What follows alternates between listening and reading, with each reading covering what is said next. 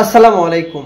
একজন আমি দেখছি যে সাকিবকে নিয়ে পোস্ট করে ফাড়াহালা দিতেছে একবার, তার সতীর্থরা তার পাশে থাকবে, এটাই স্বাভাবিক। কিন্তু এই যে পোস্টগুলো ছাত্র আন্দোলনের সময় এই পোস্টগুলো ছিল, কিন্তু কিছু সংখ্যক। বাট সাকিবের জন্য যে পোস্টটা করছে, সাকিব আল হাসানের জন্য, মুশফিকুর রহিম থেকে শুরু করে মমিনুল হক সবাই ঠিক আছে যে সাকিব একটা মামলা খেয়েছে, মামলাতে সে দোষী সাব্যস্ত এখনও হয়নি, বাট তাই বলি না যে সে দোষী না, এটাও কিন্তু না।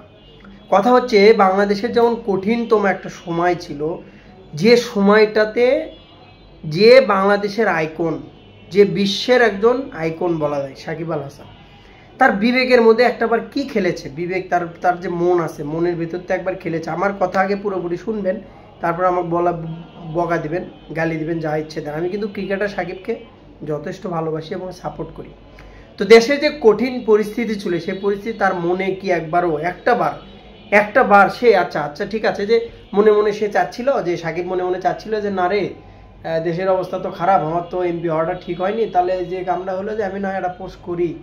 এই যে মনে মনে এটা চাচ্ছিল, সে তো গোপনেও কিছু অর্থ দিয়ে সহায়তা করতে পারতো, ছাত্রদের কিছু একটা দিয়ে সাহায্য করতে পারতো, তাদের পাশে গোপনীয়ভাবে দাঁড়াতে পারতো যে দেখো আমি যেহেতু আওয়ামী লীগের একজন এমপি, আমি তাদের হয়ে কাজ করতে পারছি না, তো আমি তোমাদের আড়াল হয়ে কাজ করতে চাই, পরে তোমরা যদি সত্যিকার অর্থেই সাকসেস হও বা আমার দোয়া সমাজের সাথে সবসময় আছে একটা সাপোর্ট।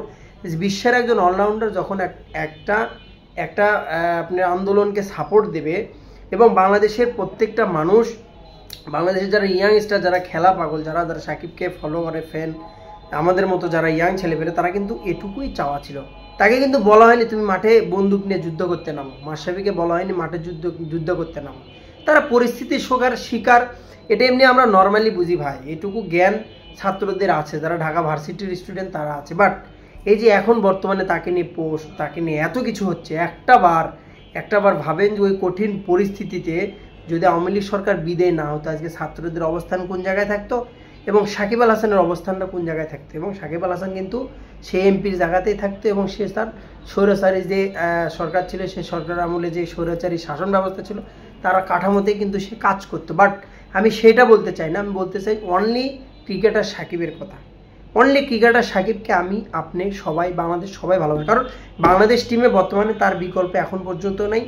আগামী 2-4-5 বছর আসবে কিনা সেটাও সন্দেহের বিষয়। তাহলে তার মনে কি সেই সময়ের জন্য একটা বারের জন্য তার বিবেকটা জাগ্রত হয়নি যে না একটা পোস্ট করি না, আওয়ামী লীগের এমপি ঠিক আছে, সেটা বাদ দেও যে ভাই আমি এই যে গুলি করছে রাস্তাঘাটে, রাফির ওপর গুলি মারছে, তারপরে হচ্ছে যে এই যে আমার ভাইদের ওপর গুলি মারছে, সার্জিসের ওপর গুলি মারছে, তার হাসনাতের ওপর গুলি মারছে, এগুলো আমি ভাই, এগুলো তো আমি চাই না, আমি রক্ত চাই না, দেশের শান্তশিষ্ট চাই। আমরা প্রধানমন্ত্রীর সাথে বসে একটা আলাপ আলোচনার মাধ্যমে এটা একটা তোমরা সমাধান করো।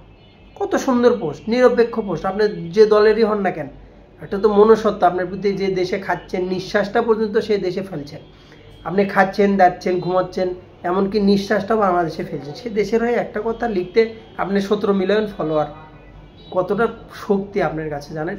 এটা মানুষ আশা করেছিল মন থেকে, অন্তর থেকে, বিশেষ করে মাশরাফির বিষয়ে সেই জিনিসটা করেননি। তাহলে আজকে আপনি কিভাবে মানুষকে পাশে পান, কিভাবে মানুষকে পাশে চান, কোন আবদারে, এটা কখনোই যায় না আপনার সাথে। তো বেস্ট অফ লাক, তার বিচার হোক, এবং হচ্ছে যে সত্যিকার অর্থে যদি সে অপরাধী হয় শাস্তি পাবে। তবে ক্রিকেটার সাকিবের বাংলাদেশের দরকার আছে, এটাও সত্য কথা। আমরা দেশ আগে ভালোবাসবো নাকি সাকিব আল হাসান আগে, এটা আপনাদের কাছে প্রশ্ন। সবাই কমেন্ট বক্সে জানাবেন। ভালো থাকবেন। সালামু আলাইকুম।